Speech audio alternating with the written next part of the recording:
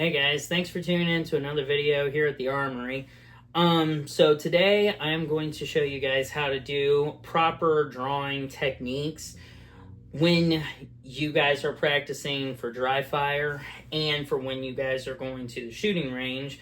And this is just bare basic stuff.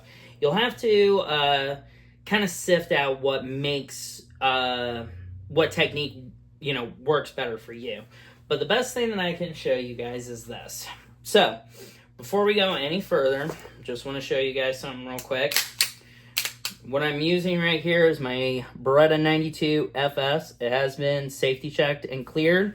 And what I have right in here is the Mantis laser bore. So, this is not a real cartridge, so no one has to worry.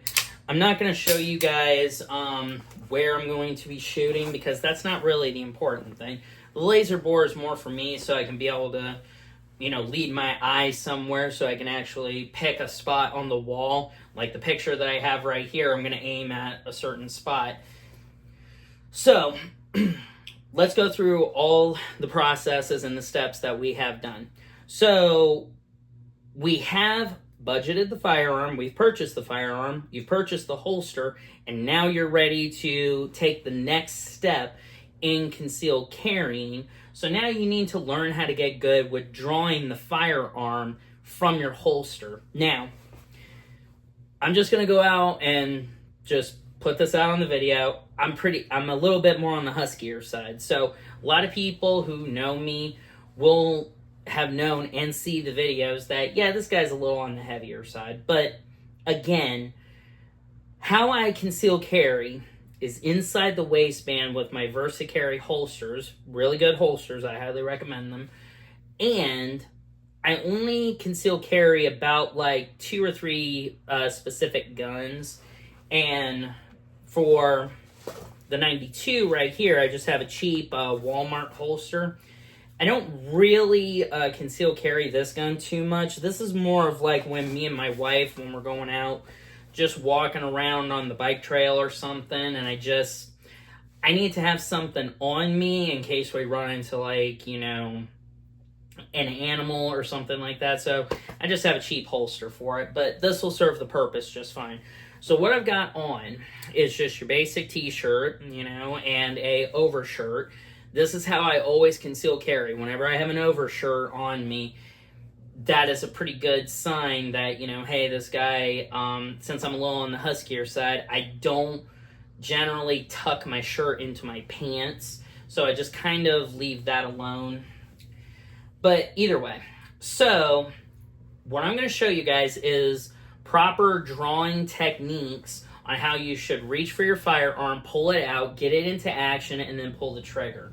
So, the first thing that you want to do, obviously, is make sure that your firearm is safe. You can dry fire with this, but you have to make sure that it is unloaded and you're aiming in a safe direction. So, be sure that you're not aiming at someone else. So, just like, for example, nobody is home right now. I'm aiming at the wall, and I'm aiming at a picture right here on the wall. So, so the proper means of pulling your holster out starts like this. You would, if you're wearing an overshirt, you would pull that out of the way, grab right here, the exact position that I have. Your 3 fingers wrapped around the butt of the gun with your trigger finger extended. You then pull the gun out, keeping your trigger finger extended near the trigger guard or on the frame, whichever way you feel comfortable with. And then you would get it out, get to your chest, extend, and then pull the trigger. So, there's a lot of guys out there that will tell you that that is king, that you have to draw from the holster, get close to your chest, extend, and then pull the trigger. A lot of guys also will do different hand grips because there are at least 3 common positions that I know of. So there's the classic Weaver stance, which is what I basically use every time that I'm dry firing or anytime I'm at the range. And the Weaver stance, if I remember correctly, don't quote me on this, but if I remember correctly, the Weaver stance is when you have your right leg, if you're right-legged, back behind you, and you have your strong arm, you draw, extend with your full strong arm, and you take your support hand, and then your left hand supports the gun, and then you pull the trigger right there. I believe that is what is called the Weaver stance. If I am wrong, feel free to comment me, and we can sort all that information out later. Then you have the isosceles stance, which is more of the modern day approach, where I just demonstrated the isosceles stance, where you draw your firearm, bring it to your chest, you're square, your legs are parallel to each other, you square up, extend both your arms, and pull the trigger.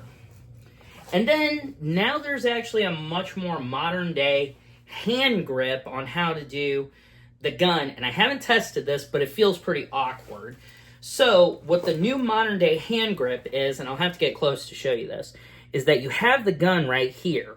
Classic grip would have been to keep your thumb, here I'll try and switch around right here, there we go, is to keep your support hand cupped on your strong arm, with your gun arm, and you have your thumb from your right hand under the thumb of your left hand. That was usually what provided a really good perch so that you can keep the gun very stable. Now the modern day approach to it now is you extend it a little bit to where you have the thumb in front of your right hand thumb, and you have your left hand thumb right here, and then you shoot, and that apparently gives you a little bit more stability. Again, all you guys are going to have to try this grip technique, stances, and everything in order to find out what stance is going to work the best for you. And here's also another quick tip that one of my cousins taught me. There's a great way on how to be able to figure out how to draw your firearm, pull the trigger, and then to build on that to go faster. So, for this, I'm just going to take my overshirt off. So, when you're training to get better at your drawing speed, this is what you would want to do. Okay.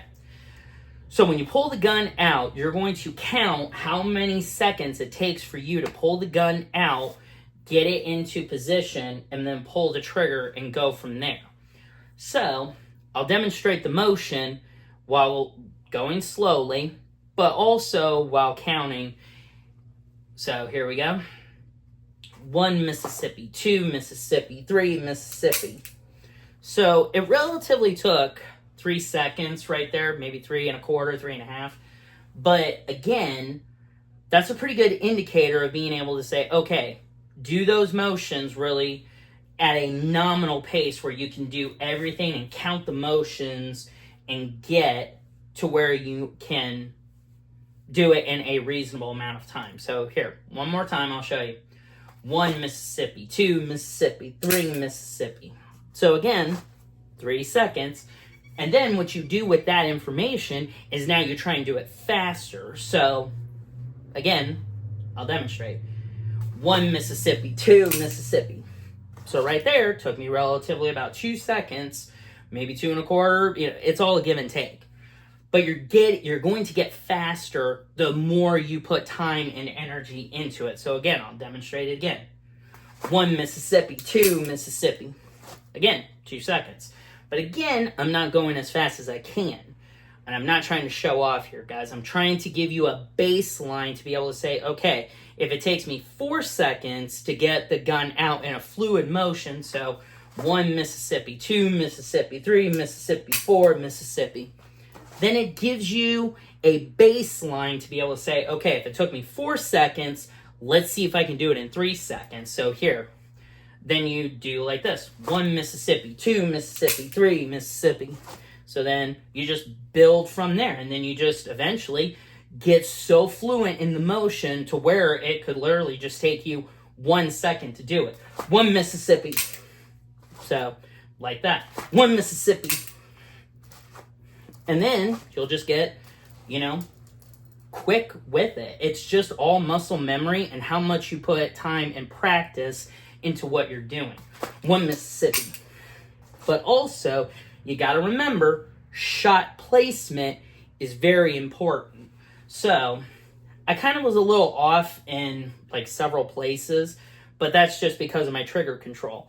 I don't spend a whole lot of time on the Beretta just because it has a heavy trigger pull, but that was a safety mechanism that they put into the Beretta so that people could carry this with the hammer forward, and then they wouldn't accidentally, with like a 2 or 3 pound trigger pull, just go bam, bam, bam. No, it was designed so that you would have the first lawn pull, and then subsequent shots after that would be single action, which means it would go bam pretty easily, and then bam, and then bam. So it's all about trigger control. So, in the words of Paul Harrell, with the Beretta, you have the first follow-up shot, boom, and you don't want to sit here and put so much tension on it to where it's just like, and your hand starts shaking. No, it needs to be a smooth motion. And how he put it was this: shaboom, shaboom, shaboom, shaboom. So that's a little nod to Paul Harrell, one of the greats. So again, I'll demonstrate one more time, and then we'll be done. So really quickly: 1 Mississippi, 2 Mississippi, 3 Mississippi. Kind of was a little slow on that one, so try it one more time. 1 Mississippi, 2 Mississippi, 3 Mississippi. I'm kind of doing the isosceles stance right now, but again, I love the Weaver stance more when I'm actually shooting at the range, and sometimes I'll just have my right leg pulled back a little bit, but for the most part, both stances work good for me. But again, train and practice are the two biggest pieces of information that I can give to you. Try what works for you, and if you don't know what to do, do not be afraid to seek more training. The biggest thing that I can tell everyone is training and practice. Never undermine those two words. Train, practice. Train, practice. And continue to get that motion down to where it literally only takes 1 second.